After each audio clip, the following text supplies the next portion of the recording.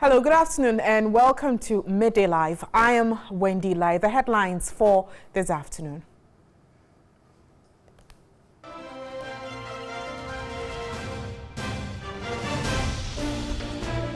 Ghana Standards Authority wants more than 80% of electrical cables on the market are fake, a major cause of outbreaks in the country.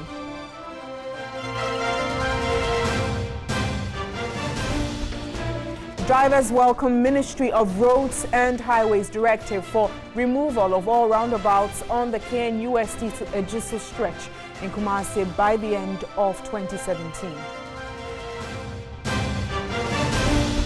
On international news, Kenya's president's vote rerun to go ahead after the Supreme Court was unable to hear a case to delay the election because it lacked the judges to make a quorum.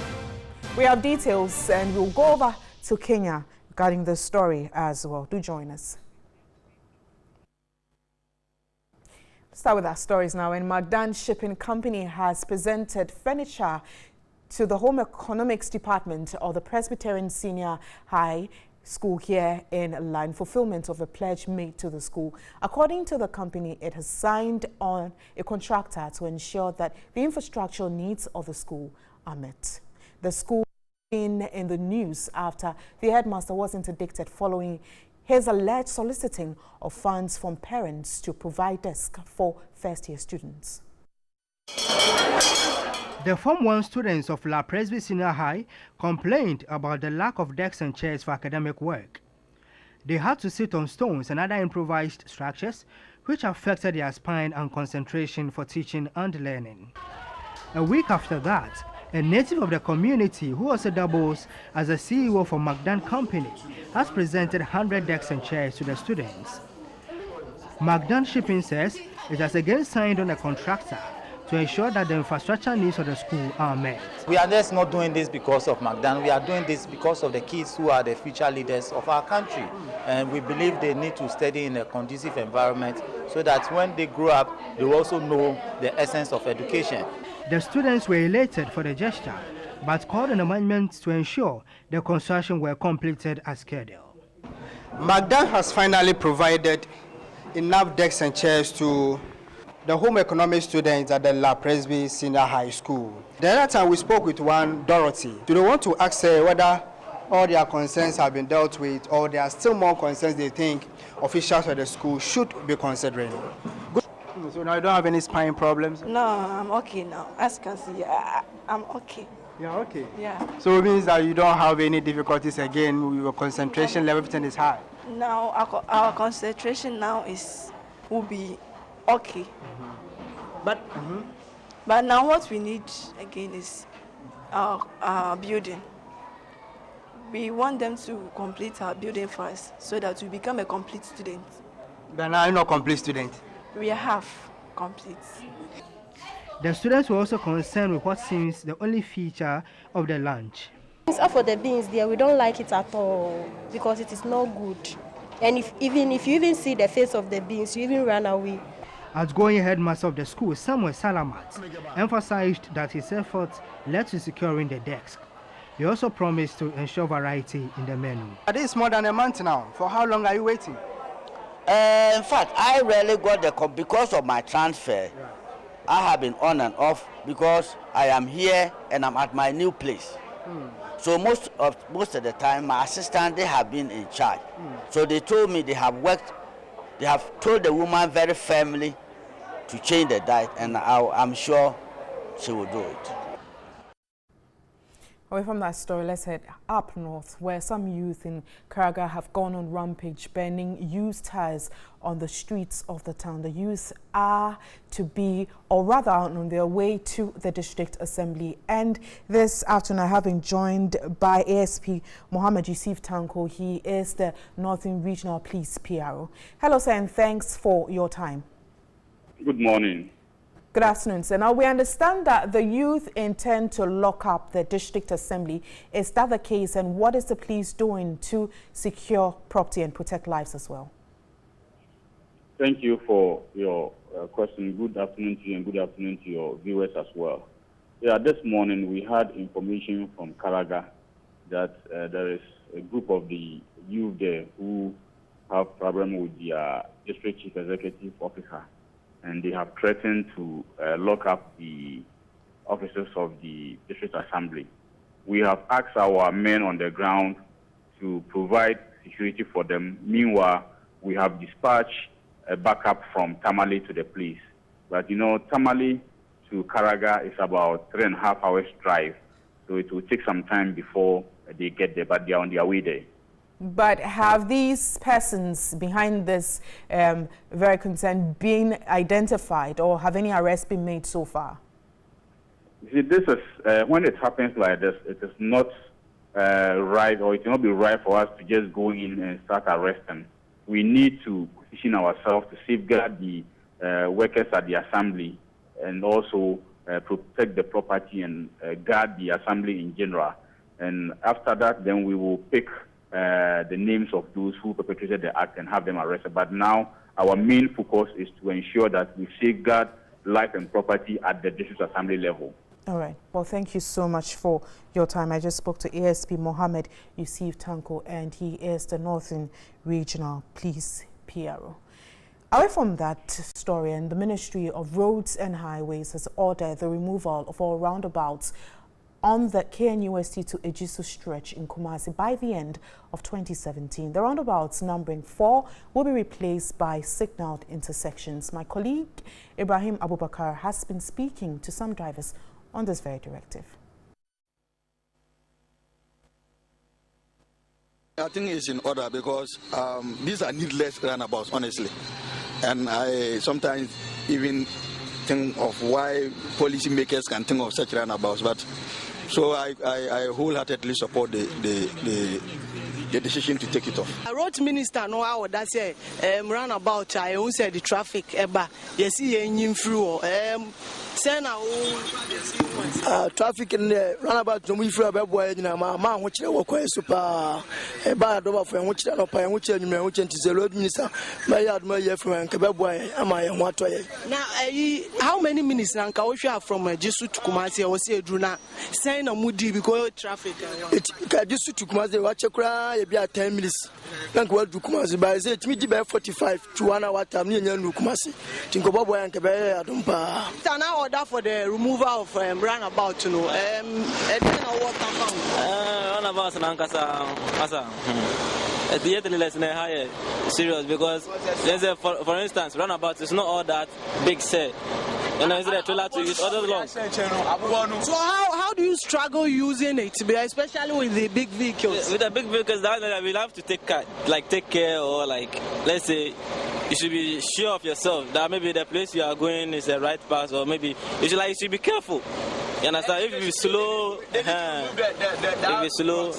to prevent maybe the balancing or something. That's it. Okay, thank you very much. You've been hearing from the drivers here. All that they are saying is that these roundabouts are indeed needless because it causes a lot of traffic on this stretch, and it sometimes also leads to road accidents on the stretch.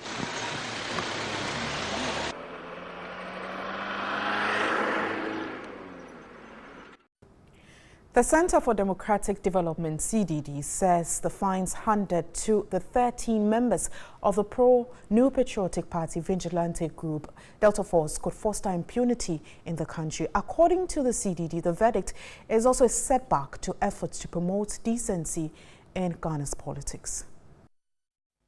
The Asukwa District Court in Kumasi last week fined the 13 Delta Force members 1,800 cedis each. They were facing trial on count of conspiracy to commit crimes and rioting after they were captured in a video manhandling the Ashanti Regional Security Coordinator, George J. The Center for Democratic Development, CDD, described the fines as a slap on the wrist and may go to encourage political hooligans to perpetrate crime in the country. Even at that point, when they went to court, there was still an opportunity for the court to send a signal that this kind of conduct and this kind of behavior should not be allowed because it's a danger to our democracy. But that signal was not sent. So now we've said, well, it's okay.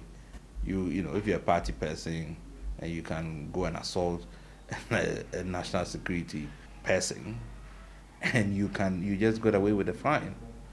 The head of programs at CDD, Dr. Kudjo Asante, called on government to curb the menace of vigilante groups in the country immediately before they get out of hand. We have to confront this and deal with this now. And it will take an incumbent to deal with it. Somebody else will come, they will be the incumbent. They can't wait for somebody to come and do the job for them. They have to draw the line and say that it cannot happen anymore under our regime. CDD is hopeful stakeholders interested in improving and sustaining democratic governance in Ghana heed the call to action to find a lasting solution to the problem of political vigilantism. For people to do that, storm a court and basically disrupt it, that was really the height of impunity. There were instances that the security agencies could have acted, and they didn't. So you get to the point where now the court is, well, we have to reduce the charge to rioting and so on. So we think that these kinds of institutional failures only serves to undermine our rule of law.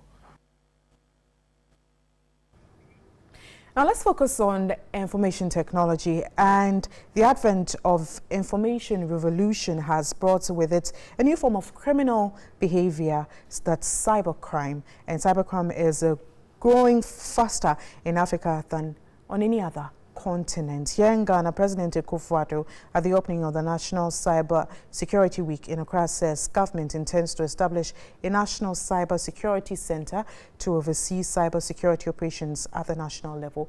Now, the week-long event is to raise awareness of cyber crime trends and highlights the importance of cybersecurity at all levels. The Cybersecurity Week also aims at promoting anti-cybercrime initiatives and to build the capacity of different stakeholders within the cyber security ecosystem. And this afternoon,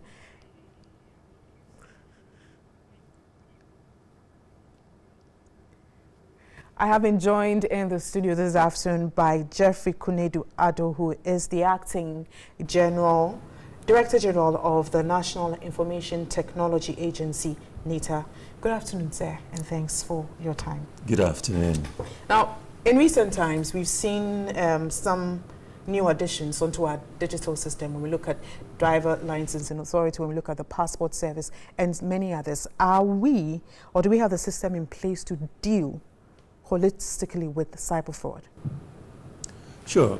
In our attempt to digitalize our economy, in our attempt to increase the use of ICT systems to improve open service delivery in the nation, a lot of systems have been implemented, and they come with security measures that will, first of all, protect the system as it has been built, and also, second of all, to make sure that intrusion from unwanted people are prevented, and also to appropriately deal with any possible criminal offenses that are encountered as a result of implementation of such systems. Now, should this happen, what may be the challenges that NITA and some other stakeholders will encounter? Yeah, as you are aware, about 3 days ago, the President launched the National Cybersecurity Week, as we spoke about, and in there is what we call the National Cybersecurity Technical Working Group, which comprises of the police, the CID, the military, national security, the National Information Technology Agency, the National Communication Agency, the judiciary, and all the agencies that are involved in the ecosystem. So the team of professionals are advising on what to do at what time. All of this headed by a national cybersecurity advisor. So we have put systems in place, and we continuously are also looking at ways and means to protect our cyber space. Now, you deal with some of these agencies, which you've rightly mentioned, which is the police. Now, from your point of view, where you sit, do you think that they have the capacity to even identify cyber fraud? Well equipped, with the resources, with the information they need when such a thing happens, or they would also need some form of backup? Yes, as you're aware, there is a team. So the law enforcement is there, the regulators are there, the technical people are there, the military are there, and then the judiciary. So if the police needs the assistant, for example, to track a number which has been used in perpetrating a cyber crime, they will fall on NCA quickly, and NCA will provide the technical assistance for them to quickly deal with the issue. If there is a need for an arrest or an investigation, they will also provide the expertise.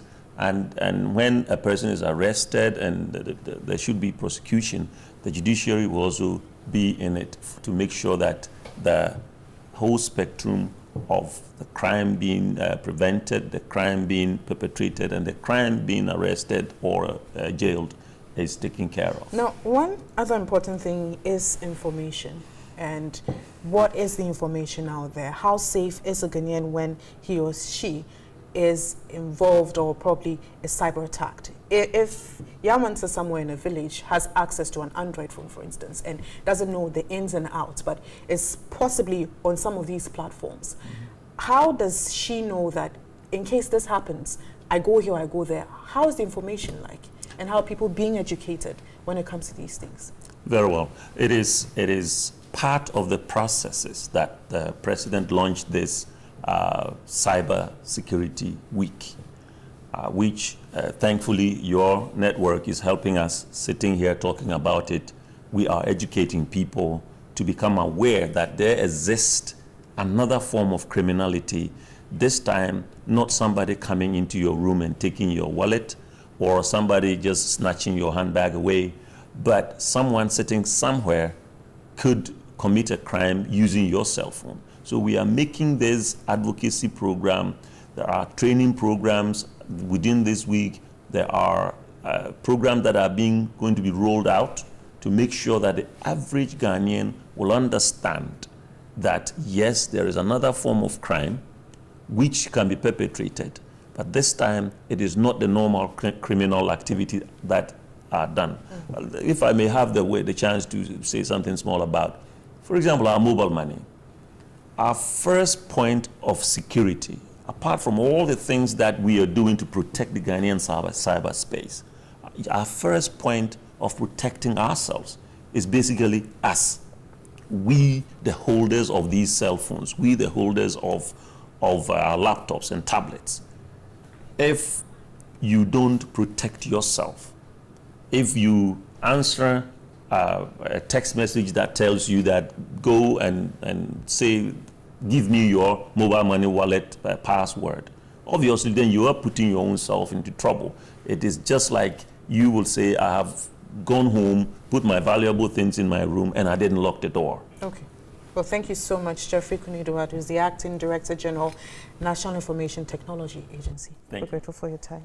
You're still watching Midday Live, and wiring of homes and offices is needed for one to be able to utilize electricity supply, but there is a word of caution to the public from the Ghana Standards Authority. The authority says more than 80% of electrical cables on the market are fake, a major cause of fire outbreaks. The authority, meanwhile, says it has begun market surveillance which is intended to expose defaulting importers.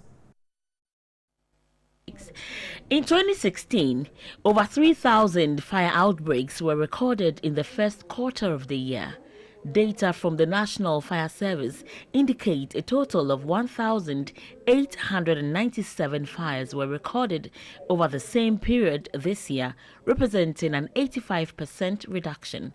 Most of the fires, according to the fire service, were as a result of electrical faults, even though negligence, carelessness and ignorance were also factors. Substandards, cables and poor wiring or connections have been a major contributory factor. The Ghana Standards Authority has the mandate to test and certify the quality of cables. We are currently at the Electrical Cable Testing Lab of the Ghana Standards Authority. Here, all forms of cables, those that are manufactured locally and imported ones, are supposed to be tested and certified here before they find themselves on our market. The conductor resistance is a minimum requirement, and 1.5 mm cable should have 12.1 ohm per kilometer. Now, if the copper is very pure, we believe that it will not cause fire when your electrical wiring system are okay. You do not overload your appliance or your terminal. To get a refined copper is expensive, but that is the requirement of the standard. Therefore, if they use a cheap copper, you are going to get a conductor resistance which is higher than the minimum requirement, and that makes it cheap for them. Unfortunately, Ghanaians want to buy this into the market, and then the unsuspecting public buys, and then they are cheated. How much of this do we have on our market? Well, I can say that over 80% of the cables we have in the market are very, very bad. The Executive Director of the Ghana Standards Authority, Professor Alex Dodu, admits his outfit has not lived up to its mandate. I think it's a two-way issue. One of them has been that hitherto our market surveillance would have been much less ideal, or it's weak, bluntly. Currently, what is the key and most important element of measures that you are instituting to ensure that this situation is brought under control? Within the next 4 weeks, GSA will be publishing to all Ghanaians the results of the market surveillance on the products on the market. We will let Ghanaians know the proportion which are failing, and naturally those which are failing would have to be removed from the market. You cannot let it be sold to anyone. Consumers need to be empowered to be able to at least identify correct cable that conforms to standards. We have marking requirements, okay, labeling and marking requirement. The cable should have brand name, country of origin, the standard specification, the size of the cable, the color of the cable. Okay, so manufacturer's name or address should also be there. Clearly, there is more to be done in ensuring that cables on the market conform to safety standards. And voting to confirm the president's nominee for Adan East, Sarah Pobi, is underway. 36 assembly members are expected to cast their ballots to confirm or reject the nominee, and this is the third time the candidate has been nominated. So my colleague Josephine Frimpong is there. She will join us shortly to give us some updates on what exactly is happening there and give us some more on what she's gathered regarding the voting. So over to you, Josephine. The third time of her election. The very first time was when she pulled 19 votes out of 36. The second vote as well, she didn't turn up, and the EC also didn't turn up. But currently voting has ended, and the presiding member is giving the next line of action. Per the Constitution, she has been given 10 days to return to the assembly where there will be another election for her. Sarah Pobi, this is her third time of being nominated for the Adan East Assembly. Initially, when we came here, there was heavy police presence, and also the number of people that turned out was come. But we are looking forward to the next 10 days where Sarah Pobi will have to come back here, and the 36 assembly members will cast their ballot again to confirm her or otherwise.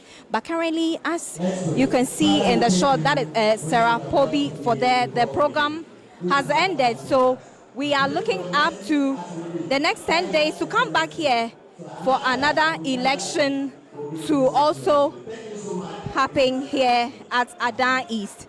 But from Adan East here, Josephine Frimpong reporting for TV3 News.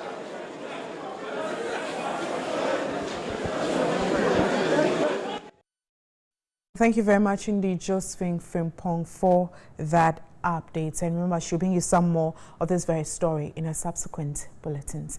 The Railways Ministry is collaborating with some insurance companies to develop a policy on insurance. The sector minister, Joe Ghartey, who disclosed this, described the sector as dead, requiring urgent reforms.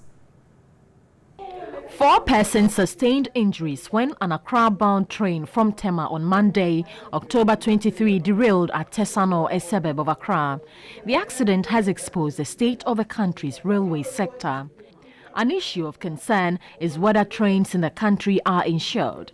Minister of Railways Development Joe Ghartey said the ministry is spearheading discussions to develop a policy on insurance for the sector. First of all, insurance is important because of safety and so on. It's also, in case of any mishap, it takes care of people. And of course, that is very important, and we are seeking to develop policy on that for the sector, because understand that the sector is particularly a dead sector. We are now building it up. We've had conversations with a number of insurance companies, and the Insurance Commission has also written to us. So we are in serious conversation with local insurance companies to make sure that they participate in the sector in a significant manner. He noted that the ministry is very much concerned about the safety of passengers. We are taking safety very, very seriously. Indeed, on Friday, we started discussions with the University of Mines and Technology, where we're looking at developing some form of training, etc. We are looking at them also doing a kind of safety audit of all our activities. A committee has been set up to ascertain the cause of the accident and also come up with recommendations. But the sector minister is not sure when the Accra-Tema shuttle will start working. We were working on the Accra to Nsawam line, but because the Accra to Tema section was not bad, we started working from Achimota going towards Nsawam. Now that this thing has occurred, after 10 days, we'll see whether we should open it or we should close it. But now we suspended the service. In other news, more than 100 graduates Tuesday besieged the office of the head of the local government services demand for jobs. The graduates who wanted recruitments as procurement officers and allied services felt disappointed when that didn't happen. 2 weeks ago, the office of the head of local government services advertised some job vacancies. The jobs advertised for recruitment included procurement officers, drivers, caterers, and other allied services. Though only 1,000 vacancies were available, over 5,000 responded to the advertisement, compelling the service to suspend the recruitment and officially petitioned the Youth Employment Agency, YEA. The YEA then responded to the petition, which has culminated to the signing of an MOU for recruitment. In the Memorandum of Understanding, the local government service is demanding the recruitment of 10,000 graduates. But the Youth Employment Agency has agreed to offer 4,000 graduates to assist the local government services in its operations. Chief Executive Officer of the YEA, lawyer Justin Kodia, says the agreement is part of government agenda for job creation. I believe that going forward and coming next year, the Youth Employment Agency is well positioned enough to be the pivotal key whereby most youth who have lost hope, most youth who believe that there is no opportunity there for them, they will see the day of light, and whereby they will be given equal opportunity to serve Mother Ghana. The head of the local government services, Dr. Nana Tuata, assured to maintain 30% of the graduates which have exited over a 2-year period.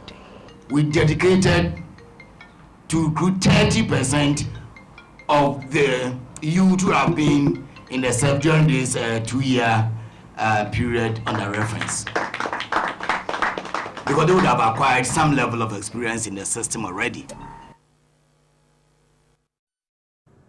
A 3-story commercial building at Fante New Town in Kumasi is sinking. The traders are moving their wares out of the story building in that very area. There has been fears that the building will soon collapse. Pavements all around the building sinks into the ground, and cracks on the wall as well as the top floor of the building sinks depresses the ground floor. Officials from NADMO, Fire Service and police are all at the scene trying to calm traders in the area, but they had a hectic time doing that because the traders were rushing into the buildings trying to salvage their property as the building finally collapsed, and 4 Now the building is completely evacuated.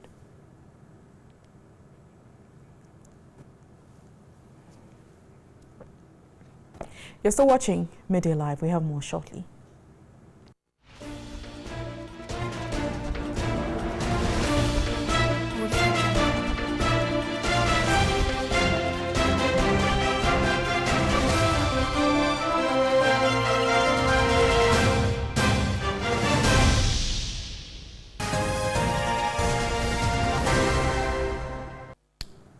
Thanks for staying. The Institute of Fiscal Studies says government should factor in designing tax policies for the informal sector in the 2018 budget to motivate them to pay taxes. Low domestic resources mobilization in the country is set to be the cause of the rising public debt. Domestic revenue for the first half of 2017 fell short of its targeted 12 billion cedis to 10 billion cedis. According to the IFS, the country's public debt is expected to reach 146 billion cedis by end of December 2017. At its 2018 pre-budget forum, Executive Director of the IFS, Professor Newman Kusi, is asking government to include in the 2018 budget new avenues of collecting taxes from the informal sector to mobilize adequate revenue. There's also the opportunity for greater use of technology to facilitate informal sector taxation. Of particular interest here is the use of mobile banking to make tax payments. Such an approach has the immediate benefit of reducing interaction between tax officials and taxpayers and the consequent risk of harassment, collusion, and corruption. The 2017 budget identified some taxes as nuisance taxes to be removed, but the IFS is of the view bringing more tax policies on board in the budget is key in addressing the country's domestic revenue challenges. The issue has to do with the tax base. What we are talking about here is that we have the potential to enlarge, increase the tax base, bringing in, more from the mining sectors, mining companies should be taxed, people operating in the free zones to be taxed, the informal sector should be brought into the formal economy, our state-owned enterprises contribute those things. So once we are able to do that, we will be able to double. Professor Newman Kusi entreated government to speed up the process of acquiring the National Identification Card and addressing system, as they both play a key role in resolving the revenue collection challenges. And the Presidential Task Force on the Common Currency for the West African Monetary Zone is at its fourth meeting in Niamey, Niger, as to firm up commitment towards the acceleration of the processes leading to the use of a single currency by 2020. And that's all for business. We'll bring you more in our subsequent bulletins.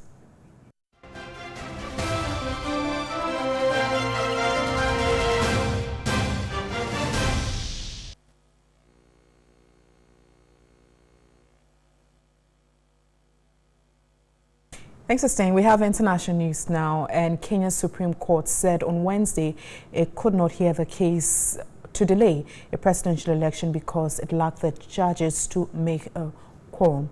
Chief Justice David Maraga said one judge was unwell, another was abroad and unable to return in time, and another judge was unable to come to court after her bodyguard was shot and injured on Tuesday night. That means the court lacked a quorum to hear the petition to delay the vote. A lawyer for the election board said the Supreme Court statement meant the elections which opposition leader Raila Odinga is boycotting would proceed. The Supreme Court annulled an August ballot in which the President Uhuru Kenyatta was declared the winner over Raila Odinga due to procedural irregularities.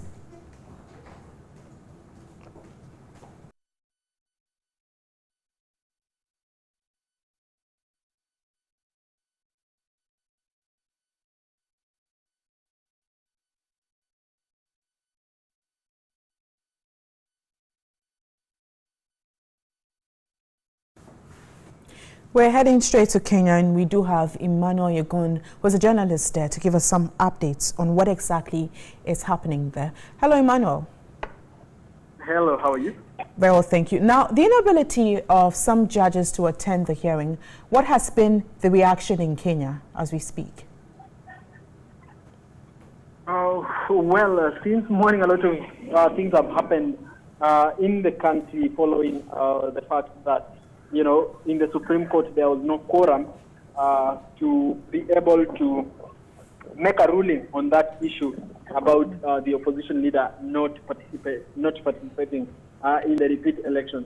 A lot of people have commented here and there, including even the senior lawyer for the NASA coalition, and he said that, you know, it is not auguring well that one of the lawyer could not be airlifted to, could not find a flight to Nairobi from where he was, and he's saying that the fact that now that ruling was not made today, there will be no elections tomorrow. And again, the same morning, the High Court had ruled that the Independent Electoral and Boundaries Commission had appointed the returning officers and the presiding officers illegally. And so he also mentioned that that was a sign that also tomorrow's election will be illegal, will be null and void.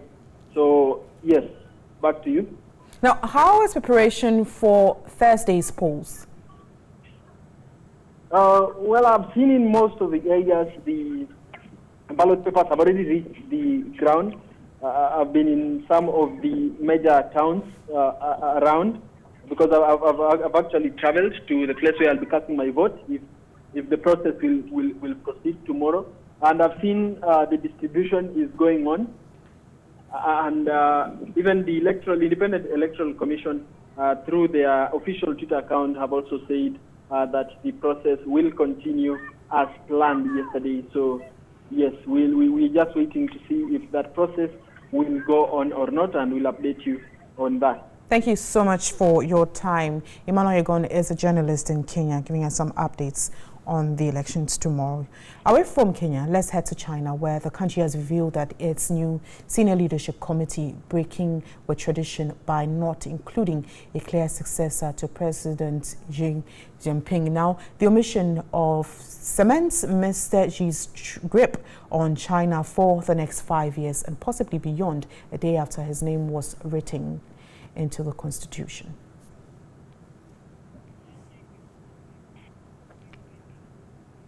Next, we have sports with Yaofu Sulabi. Thanks for staying. Let's do entertainment now. And it appears celebrated gospel music icon Sonny Badu wants a rematch of the make or break bouts between Basti Samar and Bukum Banku. The UK-based Ghanaian musician, in a post on Instagram, said he will love to see the two boxers take to the ring one more time after Bukum Banku's shocking defeat on October 21.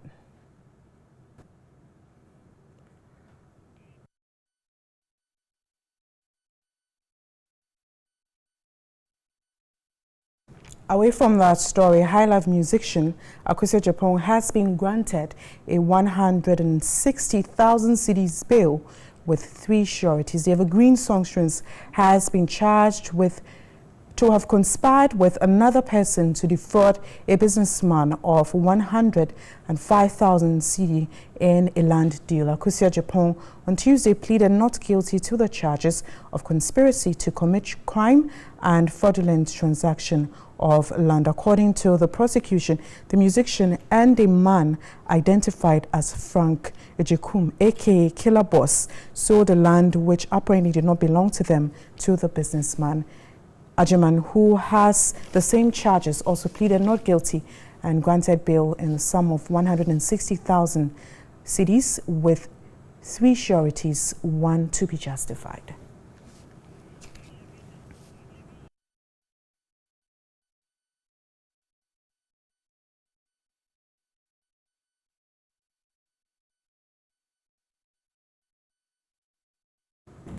And 11 years after Mentor One, TV3 has interacted with Andy, one of the contestants.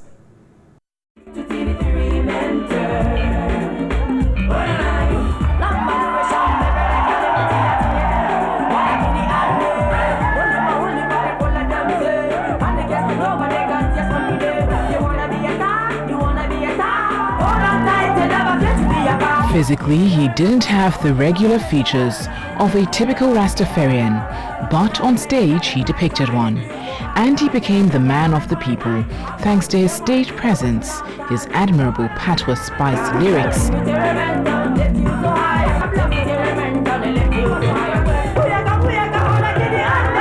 and oh, he was full of surprises. Occasionally, he adopted props to spice up his show and excite fans. Destiny, mama, look from where you come. I wanna rule my destiny.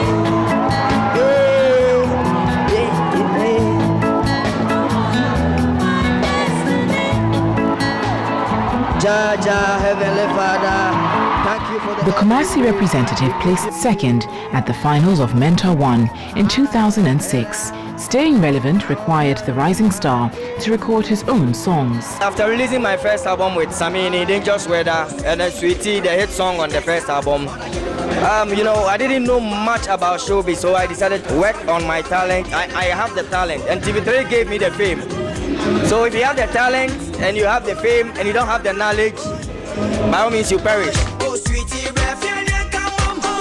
Andy's dreams of becoming a national star were short-lived. After that hit, staying consistent has proven difficult. I'm still working to make them proud. No disappointment. He hinted other developments beyond his control hampered his progress. The Sweetie composer cited the infamous split of the High Life duo, Wuta, in 2010 as one of such bad omen. It took me 3 months to become an artist, so I decided to follow Kwabena, Samini, Wuta, my mentor. They trained me in the mentor house. When they split, it was like, where am I going, left or right? Because since they were my mentor in the mentor house, when I come to Accra, I go to them, I seek advice and all that. But then, thank God they are back now. Andy still has some lovely lyrics up his sleeves. His second album may drop sooner than you expect. I'm also ready to release my second album. And for second two home. Areas Yahunyadi, Sewenyebia, Edania Cassi, Sewesibia, CD dollar, Nara pound, Sewenyebia, and Maninya Wagi, Senipa Yedria, or no so Yenipa Tesewa. If you have money, we have to show love to people so that Nyamisha Kekeno will take you far. I know my fans are die-hard fans. They shouldn't give up on me because I'm not giving up on them. They keep fighting me, I'm not giving. And on that note, we end Midday Live. I am Wendy Lai. Enjoy the rest of our programs. Do have a good afternoon.